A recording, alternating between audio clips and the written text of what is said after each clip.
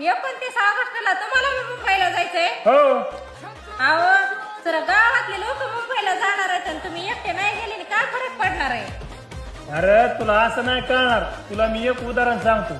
एक राजा होता आणि त्याला बघायचं होतं आपल्या नगरीमधले लोक किती इमानदार आहेत. मग तो काय करतो, सगळ्या गावात दौंडी देतो की आपल्याला उद्या संध्याकाळी सगळ्यांनी अर्धा लिटर दूध आणून गावातल्या मंदिरात हौदामध्ये टाकायचं.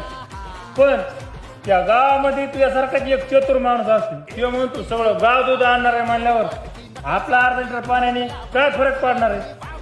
पण सगळ्या गावानेच असा विचार केला की माझ्या अर्धा लिटर पाण्याने काय फरक पडणार आहे.